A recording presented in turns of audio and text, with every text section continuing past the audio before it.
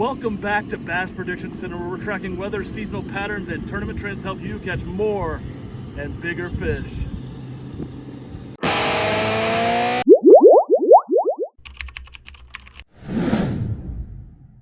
Alright, what is up, guys? Back with another one here, a forecast for the week.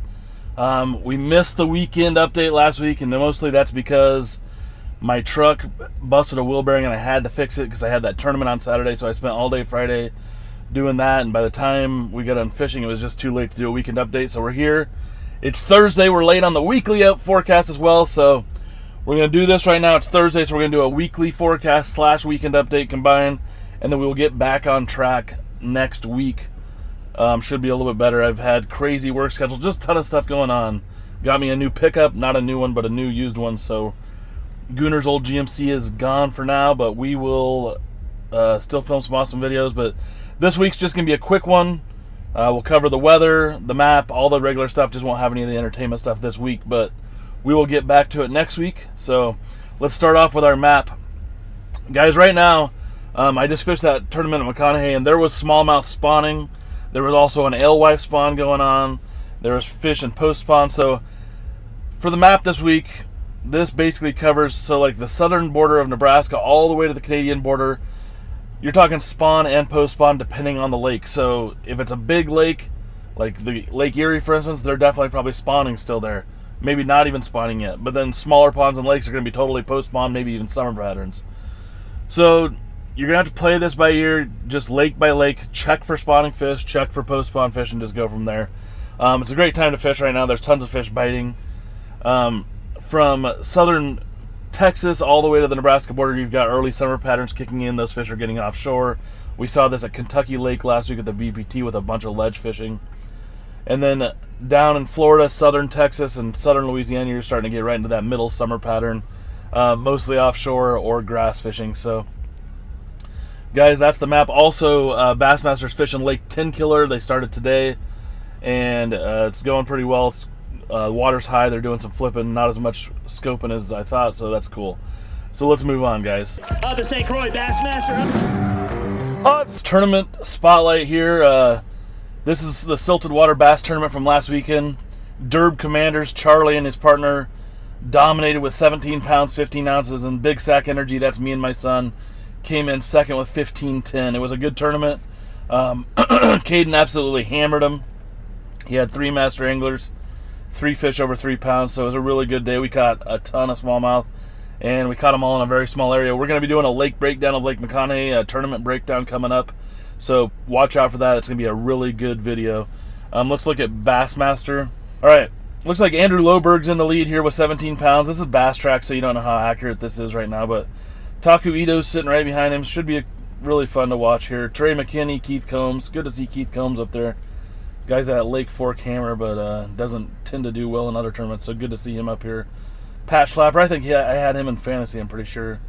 Jacobson does well on 10 Killer, great vibes from him. So check out Bassmaster.com, it's live right now, and the weigh-in will be coming before you know it. So guys, check out Bassmaster.com if you want to see more of this tournament over on Lake 10 Killer, definitely a summer pattern tournament. All right, jumping right into the weather, looking at the SPC for the next couple days. As you can see, there's a slight risk here in western Nebraska. You're going to see some thunderstorms up here in the Panhandle and then parts of central South Dakota. But these are just going to kind of build up in here and then peter out as they go east. So you won't see much outside of this area. Some other areas, small areas, is marginal threat. Nothing too dangerous.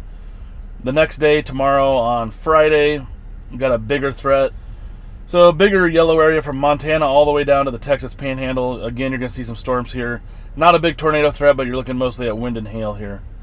So that's Friday, and then Saturday. All right, Saturday right now, this is a little early, but big green area. This could get turned into yellow here by the end of the week, by the weekend, but all the way from Montana all the way down to the Mexican border here in West Texas.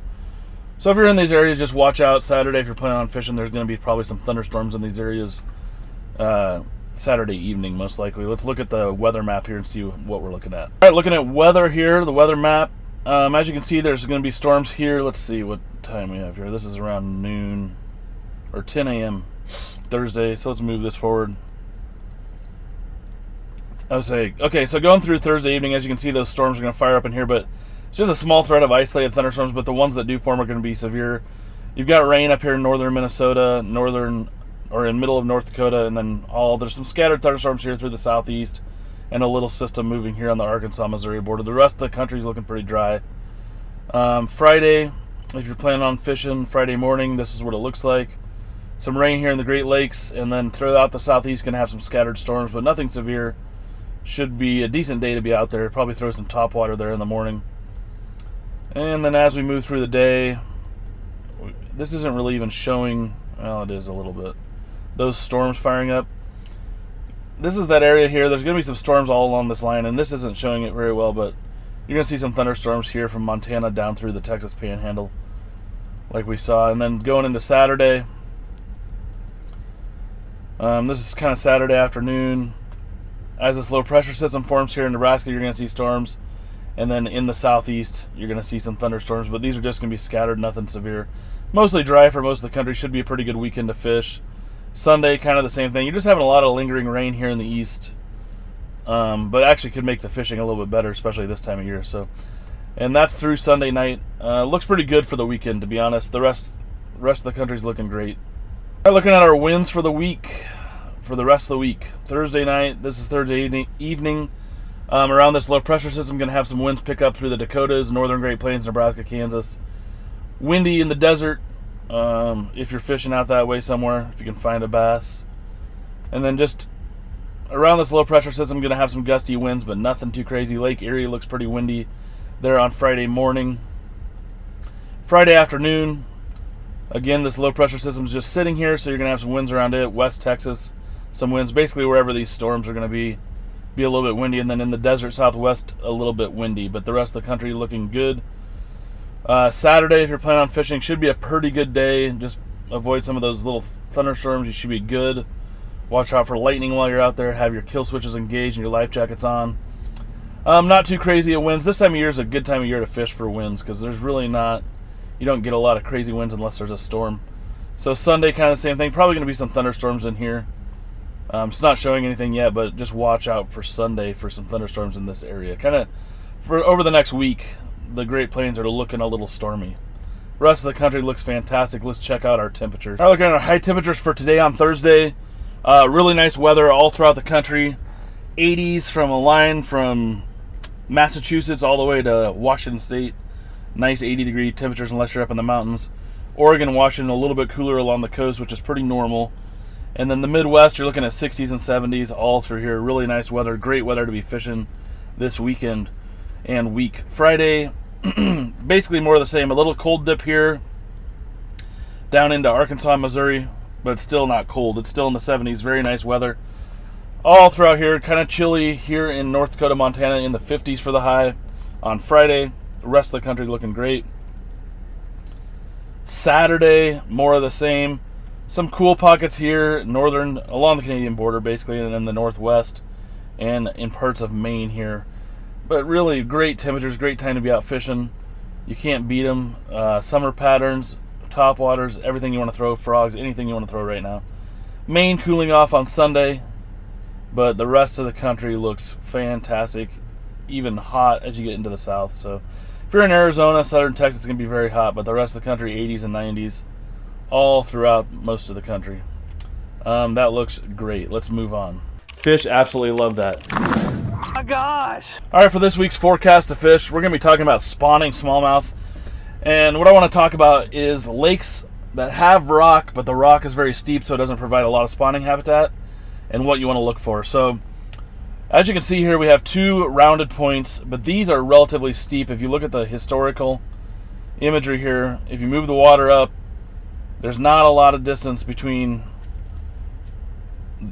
So like this is quite a bit deeper than it was in this other picture, and there's not much of a difference. But what you can see right here is this little point that sticks out from this point that's flatter than the rest, and it has a little bit of chunk rock on it, and that's all they need, guys. On lakes that have really steep shorelines and a lot of rock, you got to find what's different. And right here, this little point is very unique. It sticks out, it's flatter, it has rock on it. This is a perfect smallmouth habitat. The bass are going to group up on there. You're going to see 30, 40, 50 fish spawning on that little spot.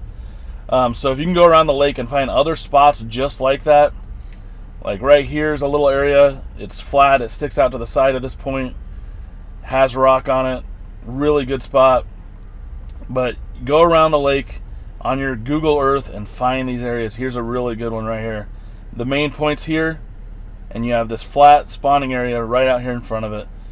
And it makes all the difference in the world. You can go from 0 fish to 40 fish in no time when you can find these spots, especially when smallmouth are spawning. They get super grouped up. They like to spawn together. These are the types of spots you need to be looking for, especially transitions between sand and rock. But these are the kind of areas they love. They love scattered gravel. They love to lay their eggs, and they are very aggressive. Put on a tube or like a drop shot with a flatworm, and you will catch the fire out of them. Guys, that's forecast to fish. It's a quick one. I'll do the full breakdown of Lake McConaughey. I'll have it posted in the next couple days so you guys can check it out. It's going to be a really good video, mostly about smallmouth and spawning smallmouth. Alright guys, our lake of the week this week is Mille Lacs Lake in Minnesota. This is a super popular lake. As you can see, it's a huge bowl. There's hardly any structure on this thing. The contour lines are just even all the way to the middle. So this lake is going to be a grass fishery, and all you have to do is find a grass edge, and then just work that grass edge, find the different areas in the grass, the points, the holes, the hard spots. You're going to catch the fire out of smallmouth, walleye, largemouth in this lake. You know, the elites have been here. This is a really great lake, one of the best in the nation, especially for smallmouth. So, guys, if you're ever in the Minnesota area, check out Mille Lacs Lake. I have not fished here. I would love to. I fished in some small lakes around here, but never Mille Lacs itself. So, big giant lake, super fun. Check it out there in Minnesota. Have this 8X, but waterproof tackle boxes. Guys, before you go too far, you do know we are reaching for 1,000 subscribers. We have a giveaway going on with some great Beyond Braid products and some boat cleaner from Skip's boat cleaning products. We have some other stuff I'm going to throw in there. It'll be over a $100 prize package. When we get to 1,000 subscribers, anybody that's commented on a video and follows the channel will be entered to win, since we hit that 500 subscribers, which was about a month ago. So comment on this video and like it if you want to get entered to win. Thank everybody else that's subscribed so far. We're growing this channel, and we're going to keep growing it as we move on to next week and get back in the swing of things. So check us out, Bass Prediction Center. It's where weather science and bass fishing meet. All right, baits of the week brought to you by Beyond Braid. Go to beyondbraid.com. Use code BPC10 if you guys want to get a discount on some of the best braided line on the market. I've been using it all year long on my spinning rods and some of my casting rods, and I have to say it really is some of the best braided line. It casts a mile, super smooth. You don't get as many wind knots. It's a really great product, and it comes in really awesome colors.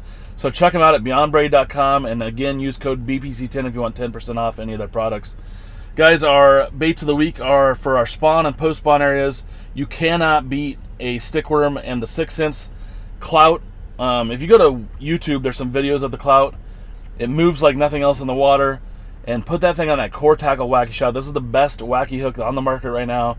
It holds your worms better than anything else. They're not going to rip off. You don't even need a rubber band because it has that screw lock right on it. It's weedless, got a little weed guard there. It's not 100% weedless, but it's a lot more weedless than a regular open hook. So check that out, guys.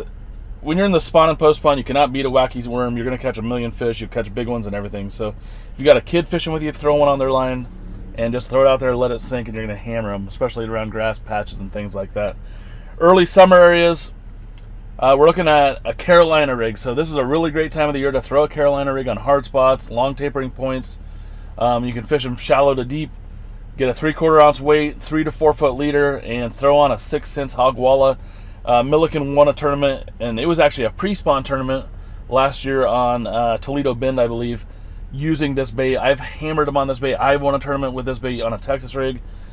If you haven't tried it, check it out. It's a really, really great product. It's very unique. It has 3 different sizes of flappers on here, so bass haven't seen much like it. Check it out. Throw it on a Carolina rig, throw it on a Texas rig. It's really good this time of year. Midsummer areas where it's starting to get a little hotter. One of my favorite baits is a big shaky head worm.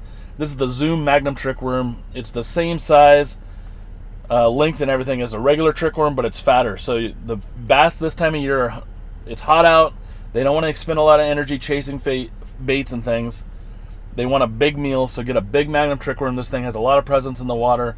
I like to put it on a 3/4 ounce shaky head. This is the 6 cent shaky head there.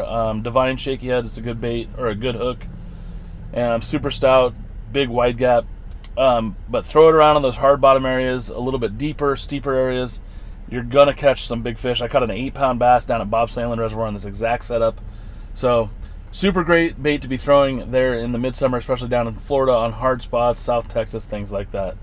Guys, that's been Baits of the Week. Make sure you go to beyondbraid.com, like I said, and check them out. Use code BPC10 at checkout, and you will get 10% off any of the great items over there.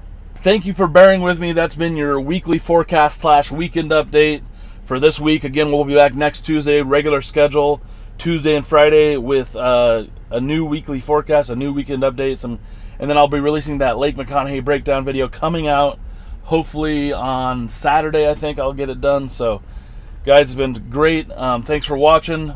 Again, make sure you enter the giveaway there. Follow the channel, like a video, comment on a video.